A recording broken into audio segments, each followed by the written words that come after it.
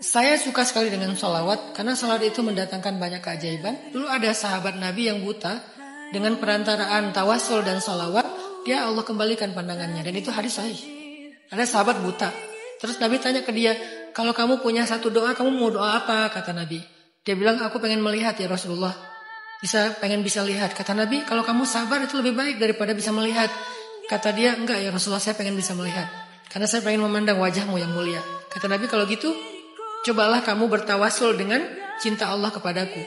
Diajarin cara doanya, sholat 2 rakaat, kemudian sholawat, wirid, sana memuji-muji Allah, kemudian sholawat, kemudian bilang, ya Allah dengan tawasul aku kepada Nabiul Ummi, Nabi yang buta huruf, yang engkau cintai, maka kembalikanlah pandanganku. Dan Allah kembalikan pandangan untuk dia.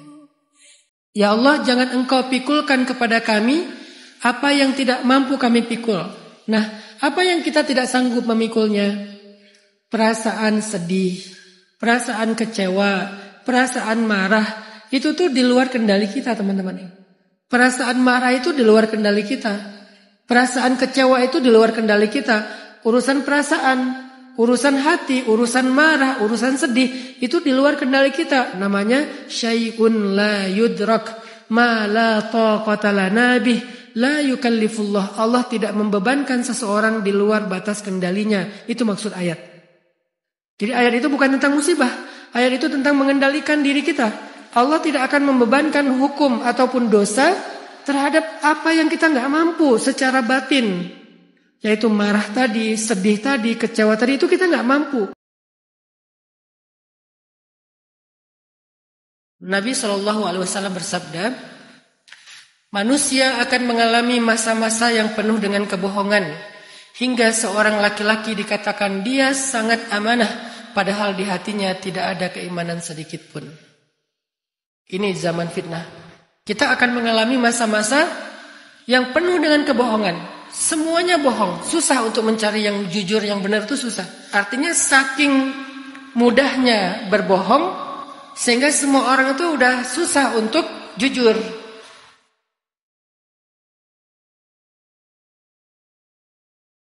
Istri atau ibu itu adalah guru bagi anak-anak. Ayah itu kepala sekolah. Kenapa dia kepala sekolah? Karena dia itu amanahnya bukan cuma ngurus keluarganya. Sebetulnya laki-laki muslim itu amanahnya 2. Ngurus keluarga dan ngurus umat. Dia punya tanggung jawab umat sebetulnya laki-laki muslim. Karena dia kesatria, dia pengangkut beban. Jadi kalau laki-laki muslim cuma mikirin hidup diri dia dan keluarganya, dia belum utuh sebagai seorang cowok. Baru disebut dia cowok, maskulin, rijal. Kalau dia bisa mengambil 2 tanggung jawab sekaligus. Yang pertama tanggung jawab keluarganya, yang kedua tanggung jawab umat. Umat di sini bisa bangsa, bisa masyarakat, bisa sosial dan seterusnya. Pokoknya tanggung jawab orang lain, bukan hanya keluarganya aja. Itulah muslim sejati. Dengan pekerjaan itu dia memberi manfaat. Baik manfaat langsung dari aktivitas pekerjaannya maupun manfaat lewat hasil pekerjaannya. Makanya laki-laki nggak disebut sebagai guru di rumah karena dia punya tanggung jawab juga di luar. Kalau dia incasnya di rumah aja, maka siapa yang ngurus bangsa? Siapa yang ngurus negara? Siapa yang ngurus masyarakat? Siapa yang ngurus umat Nabi? Jadi cowok sejati dalam Islam itu dilihat dari seberapa banyak beban yang dia angkat. Semakin banyak beban yang dia angkat, bukan beban fisik ya, beban tanggung jawab, berarti semakin dia tuh rijal, laki-laki sejati dalam Islam. Itulah kenapa fungsinya di rumah sebagai kepala keluarga dan juga kepala sekolah dalam konteks pendidikan. Seorang perempuan setelah menikah itu pintu surganya ada di suaminya, maka ikutilah kemana pintu surga itu pergi. Walaupun tidak mengabaikan orang tua. Menjadi seorang makmum itu adalah ibadah terbaik yang pernah Allah berikan kepada perempuan. Karena perempuan itu antara 2, antara sholat sendiri atau bermakmum, nggak menjadi imam bagi laki-laki. Sehingga pahala 27-nya itu didapatkan dengan menjadi makmum. Jadi ketika akhwat sekalian nanti dikaruniai pasangan, maka niatkan semua yang kalian lakukan untuk menyenangkan hati pasangan itu adalah bagian dari ibadah berjamaah, gak ada yang sia-sia. Bahkan ketika ada masalah dalam apa yang kalian lakukan, berarti kalian mendapatkan pahala double. Kenapa kok pahalanya double? Karena kata para ulama, al-jaza ala qadril masyaqqah. Balasan itu tergantung tingkat kesulitan dalam beramal. Jadi semakin sulit beramal, semakin besar pahalanya di sisi Allah. Ternyata skill abai, skill gak peduli itu penting buat kesehatan mental. Gak selalu peduli itu baik. Ada peduli itu yang justru merusak mental kita. Salah satunya apa? Peduli sama mantan. Itu merusak mental kita.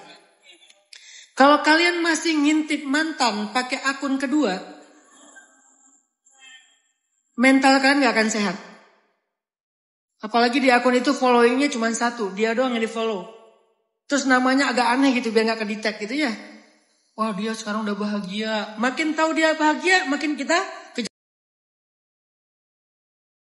Tapi kan membantu seseorang itu gak harus juga kita melupakan hak-hak diri kita ataupun hak keluarga kita. Jangan sampai kita terjebak dalam dilema gara-gara kita menganggap semua orang sama haknya bagi kita. Gak sama loh. Sering banget ada suami atau ada istri yang bertanya, Ustadz, ibu dulu atau suami? Ibu dulu atau istri? Kenapa harus dibenturkan? Bukankah masing-masing punya hak? Dan hak mereka itu berbeda-beda? Hak ibu sama hak itu istri itu berbeda loh. Gak mungkin kita memperlakukan ibu seperti kita memperlakukan istri. Gak mungkin. Gak mungkin kita memperlakukan ayah seperti memperlakukan suami. Gak mungkin. Kenapa? Karena haknya berbeda-beda. Maka tunaikanlah hak itu. Kalau bersamaan gimana? Maka pilihlah yang paling darurat. Yang paling darurat. Walaupun haknya sama, tapi tingkat kedaruratannya tuh berbeda.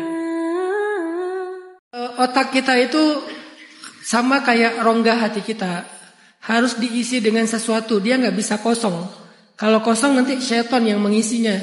Jadi daripada diisi oleh syaitan, coba kita isi dengan oleh kita sendiri. Apa yang kita isi dalam rongga pikiran dan hati kita, isilah dengan kebaikan-kebaikan.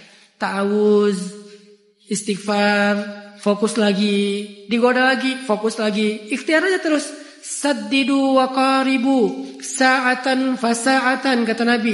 Memang iman itu naik turun. Ada masanya begini, ada masanya begitu. Ada saatnya begini, ada saatnya begitu. Tapi ikhtiar lagi, perbaiki diri lagi.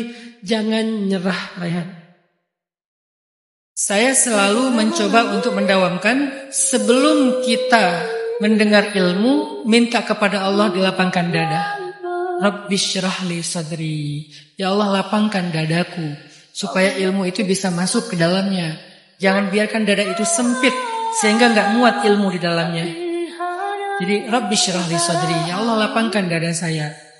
Atau banyakin istighfar. Karena hijab antara kita dengan kebaikan, termasuk salah satunya ilmu itu adalah dosa. Istighfar yang banyak sebelum duduk di majelis ilmu, sebelum buka konten-konten tentang ilmu, istighfar, astagfirullahalazim. Kalau nggak banyak minimal sekali, tapi benar-benar penyesalan dengan dosa-dosa, itu taubat namanya. Kalau kita udah istighfar, semoga hati kita siap menerima ilmu.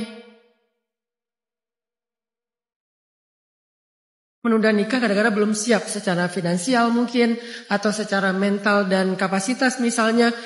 Bolehkah kita menunda nikah gara-gara itu? Boleh banget. Malah sebaiknya kayak gitu. Kalau kita ngerasa belum siap, memang sebaiknya jangan dipaksakan. Dan kesiapan ini bukan hanya finansial kan? Kesiapan mental, kesiapan finansial, kesiapan kapasitas. Kapasitas ini kayak misalnya ilmu kita sebagai seorang suami, sebagai seorang istri, sebagai seorang ayah, sebagai seorang ibu. Hari ini banyak anak muda yang ngerasa bahwa siap menikah itu artinya siap menjadi suami istri. Padahal baru disebut siap itu kalau dia juga siap menjadi calon ayah dan calon ibu. Jadi kalau kita belum punya kapasitas untuk menjadi calon ayah dan ibu, berarti kita belum siap untuk menikah sebetulnya. Karena menikah itu bukan hanya untuk menjalani kehidupan berdua. Menikah itu berarti kita akan diberikan amanah keturunan. Walaupun setiap orang punya waktu yang berbeda-beda, tetapi itu akan diberikan kepada kita. Udah siap belum dengan semua amanah itu? Nah, ini bagian dari kesiapan. Kalau belum siap, tunda bukan untuk menolak pernikahan, tapi tunda untuk mempersiapkan diri lebih matang.